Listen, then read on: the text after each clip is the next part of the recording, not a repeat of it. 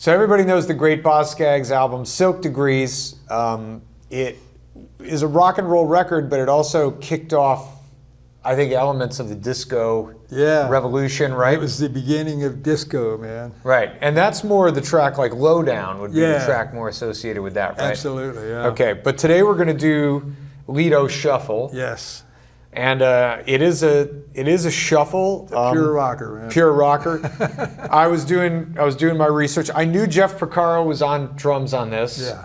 And then of course we have David Hungate and David Page. Right. Who that's basically that's Toto. Ben Toto right Toto there, right? Without Lukather, because he hadn't got out of high school yet. Yeah. Right. And Page wrote this song with Boz, right? Yeah. I think he did a lot of the work. He and Boz kind of collaborated on all of Silk Degrees. Okay. Pretty much, I think. And Page is the guy who brought you in for the date. Is that correct? Yeah. Okay. Yeah, when I was first working with Jimmy Webb, David's father is Marty Page, an incredibly wonderful arranger, and Marty was a friend of Jimmy Webb's. Oh, and, okay. When David was a mere boy, he used to come like to our Words and Music, the sessions with Jimmy, and he would just sit in the back by the tape machines, never say a word. I was always a kid back there all the time, and then and I knew who he was, and with his big glasses. And then one day he called me up and said, "I'm producing a David Gates record, man. I want you to come from Browne. I want you to come play guitar on it." I went, "Okay." David grew up, man. Here he is, doing the thing. And he's just, he and Steve Porcaro both have this just innate ability to go to the piano and play a hook, like the hook to Africa. I mean, it's just, both of them can just immediately go and start playing something, and it's just like, what a groove. Yeah. And so he was responsible for a lot of the great grooves on Lowdown, and all the rest of Silk Degrees. Yeah. He was a big influence on it all. So when you came into this date, this was a full band tracking session. You were on electric guitar. Yeah. I was playing this guitar here. Oh yeah, wow. Yes, So now, how did it? Can you remember exactly like what? So David was David co-wrote the song with Boz. So was he kind of directing the whole thing? Yeah. He was, it was a shuffle, and he was playing it for us, and we just played it, It just kind of fell in. Yeah. Of course, Hungate was doing that. Yeah. And the way Jeff is playing the shuffle is really, I think it's one of the signature Jeff Porcaro drum grooves, right? He would always have this riff where he said, "I hate shuffles." I don't know. Really? Yeah. Always he played the most amazing. He sort of reinvented it. Yeah, really. he really reinvented the shuffle. Yeah. I mean, just the most amazing shuffle player ever. And he would it was just an in-joke. He would I remember on a date once where he called Mike Baird, the drummer, up and said, "You come play this track. You should play this track, not me." And he sat in the studio and rolled joints in the control room, and had Baird come in and play the song, right? Amazing. I mean, the track is, I don't know what, is the chicken or the egg. I mean, the song is called the Lido Shuffle. I guess they knew what they were coming in for. Yep. And I guess they knew what they were getting with you guys. There's probably very little of play this or play that. You guys just fell into this thing. Yeah, we just played it, Yeah, all right, well, let's do that now. Yeah.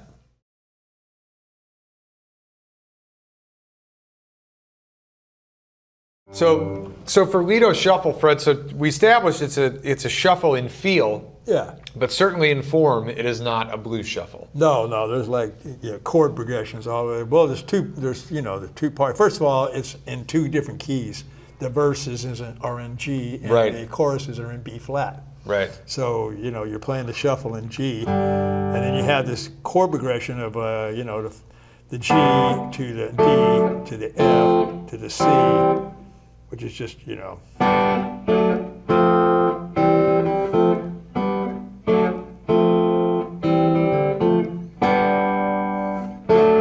then it goes up to B flat, a big cadence, amen cadence, and then you're there. Right. You're playing the shuffle in B flat now. So now we've got a piece that combines your two different disciplines that we've established. Yes. Right? Open strings and and then we go flat key. And no open strings. No open strings. So the open string part of this, can you just by yourself right now, and it doesn't have to be at the pace of the song or anything, it's probably better if it's not. Yeah. Can you play what you're playing just when it's on the one chord, on the G chord? Yeah, it's like I was influenced, picked it up from Don Preston playing with the Bonnie and Delaney, man. Okay.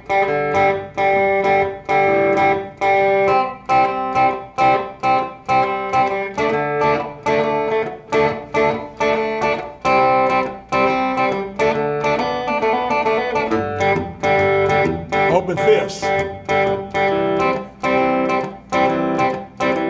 you go.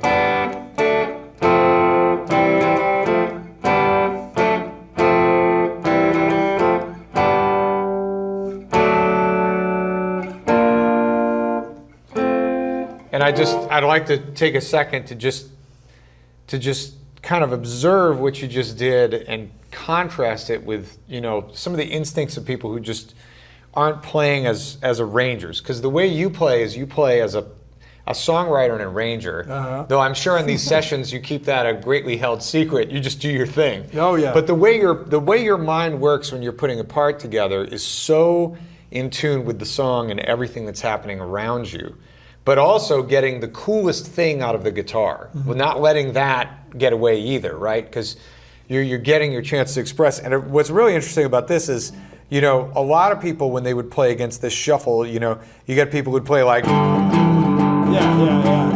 right? Right. Or you get people going, Right. I'm just trying to think of the way Oh, somebody. exactly. But That's instead of exactly. that, right? You got.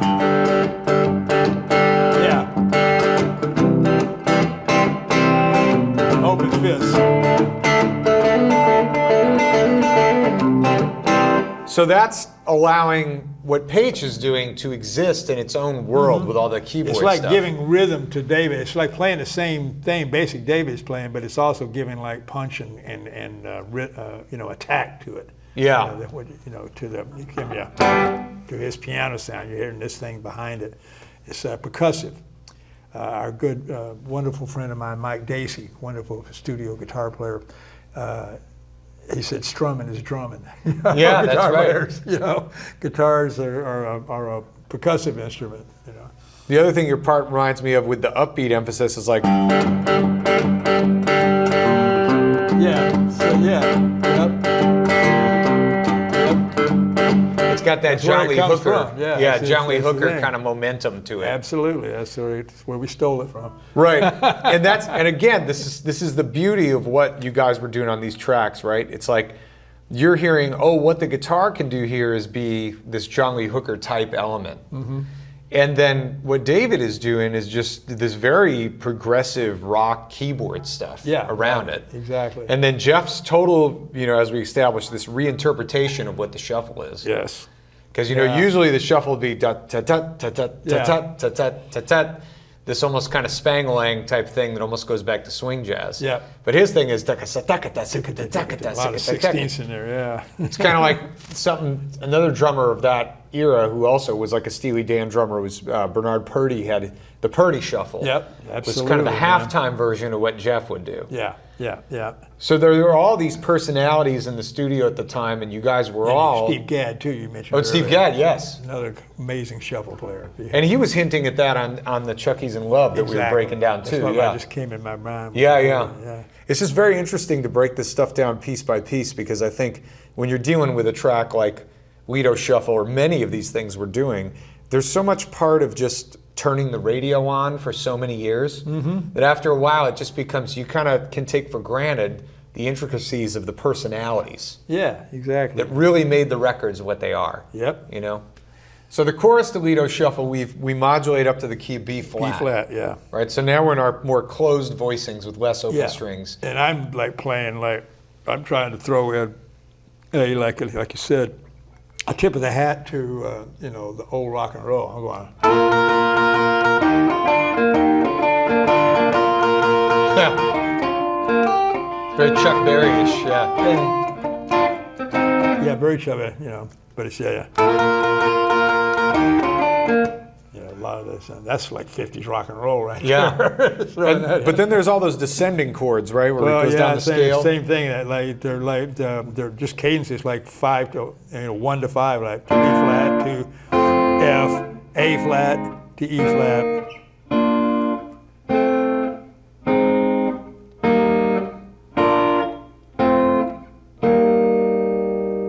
Five chord, back to Right. G again. Yeah. Yeah. No, it's a great modulation. Yeah. Very interesting. And again, it's like a meeting of the minds, this whole progression. I can hear Boz's, Texas blues background in the song. Of course, the song is like the story of it sounds like the story of like a Chitlin Circuit musician or something. Yeah, from what I can tell from the lyrics. Or a right bank from robber. back in the day. Yeah. Or a gangster. Yeah, a bank robber, I think. A bank robber. It's all One more job interchangeable. ought to do it. Right? It works really well for music though. Absolutely, man. All right, let's try it out.